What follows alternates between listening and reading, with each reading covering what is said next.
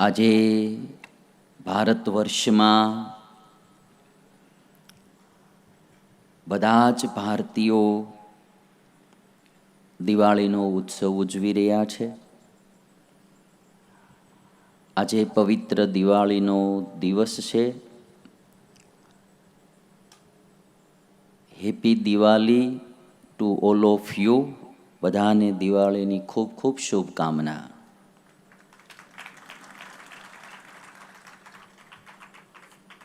આપ બધા જાણો છો કે દિવાળીનો ઉત્સવ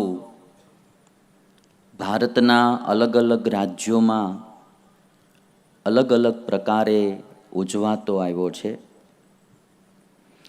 આ દિવસે ઘણી બધી સારી ઘટનાઓ ઘટેલી છે અને એ ઘટનાઓને આધારે લોકો આ દિવસને એક ઉત્સવના રૂપમાં ઉજવતા આવ્યા છે.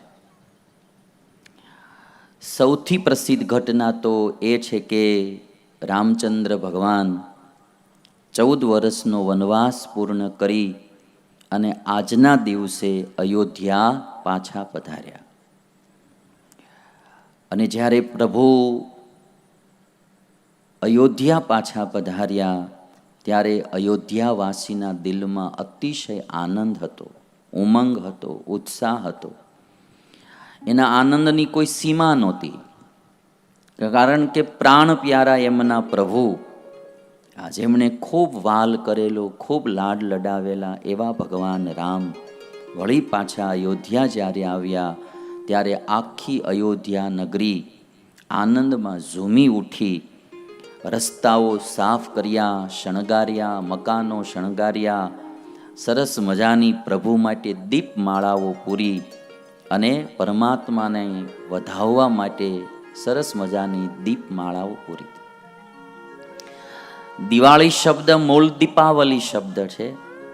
દીપ એટલે દીવડાઓ, આવલી એટલે પંક્તિ, સંસ્કૃત શબ્દ છે. આવલી એટલે પંક્તિ, દીપ એટલે દીપ, દીવા, દીવાની પંક્તિઓ એને કહેવાય દીપાવલી.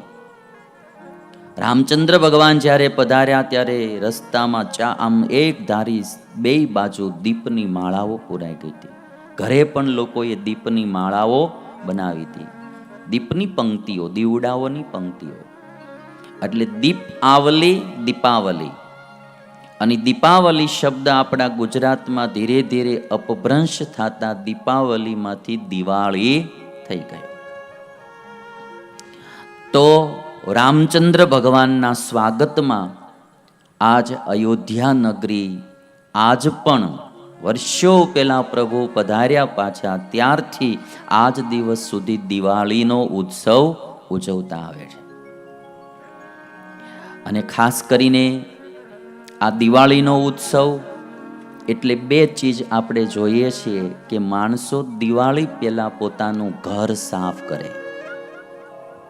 જૂની ગારીઓ કાઢીને નવી ગારીઓ કરતા, કોઈ રંગ રોગાન કરાવે, કંઈ ન કરવાનું હોય તો ઘરમાં સાફ સફાઈ તો કરે છે.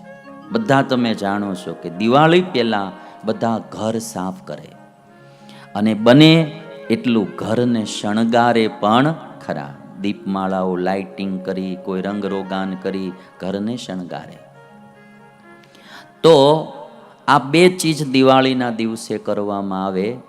એક તો સફાઈ કરવાની, કંઈ બી કચરું બચરું હોય બધું બારું કાઢવાનું, સાફ કરવાનું. કકળાટ બારો કાઢ્યો એમ કે આપણે ગામડાઓમાં.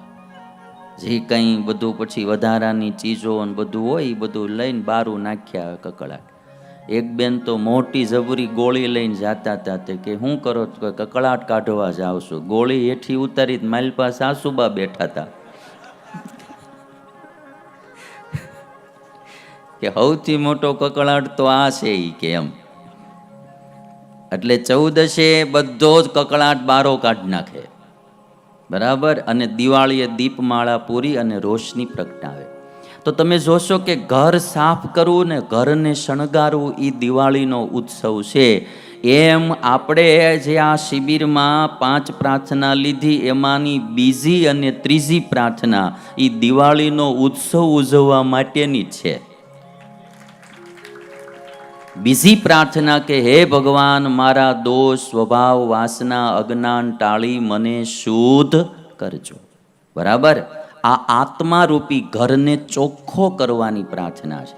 હે ભગવાન, મારા દોષ, સ્વભાવ, વાસના, અજ્ઞાન ટાળી મને શુદ્ધ કરજો. આ ઘર ચોખ્ખું, ઘર એટલે આપણે આત્માને ચોખ્ખો કરવાની આ પ્રાર્થના છે. અને ત્રીજી પ્રાર્થના જે છે એ છે કે હે ભગવાન, મને ભક્તિ, વિરક્તિ અને સદગુણોથી ભરી દેજો. એક એક ગુણ, એક એક દીવડો પ્રગટે અને એ પ્રકાશ ફેલાવે, રોશની ફેલાવે. એટલે આ સદગુણો આપણામાં આવે તો આપણો આત્મા પણ રોશની ફેલાવતો થઈ જાય. એટલે આ 2 નંબરની પ્રાર્થના ને 3 નંબરની પ્રાર્થના આપણા જીવનમાં આવી જાય તો રોજ દિવાળી થઈ જાય ભાઈ, રોજ દિવાળી. એક દિવસ માટે નહીં, રોજ દિવાળી. બ્રહ્માનંદ સ્વામી બોલ્યા કે બ્રહ્માનંદ વાલા સંગ રમતા મારે દાડી દાડી દિવાળી. બ્રહ્માનંદ વાલા સંગ રમતા મારે દાડી દાડી દિવાળી. દુર્ગુણ માત્ર આત્મામાંથી નીકળી જાય અને સદગુણથી આત્મા ભરાઈ જાય એટલે ઈ આત્મા પરમાત્માની હારે રમતો થઈ જાય. અને પરમાત્મા સાથે રમતો થાય એટલે એને વર્ષે એક દિવસ જ દિવાળી નહીં, એને દાડી દાડી દિવાળી, રોજ દિવાળી. બ્રહ્માનંદ સ્વામીની આ પંક્તિ છે. મારે બ્રહ્માનંદ વાલા સંગ રમતા મારે દાડી દાડી દિવાળી. દાડી એટલે રોજ, રોજ મારે દિવાળી. તો આ શિબિર આપણે રોજ દિવાળી ઉજવાય એના માટે આપણે આ પ્રયાસ કરીએ છીએ. અને ખાસ કરીને દિવાળીના દિવસે એક કથા એવી બી છે કે જે સમુદ્ર મંથનમાં વાઘ બારસને દિવસે કામધેનુનું પ્રાગટ્ય થયું, ધનતેરસને દિવસે ધન્વંતરી ભગવાન પ્રગટ થયા. એવી જ રીતે દિવાળીના દિવસે સમુદ્ર મંથન વખતે લક્ષ્મીજીનું પ્રાગટ્ય થયું.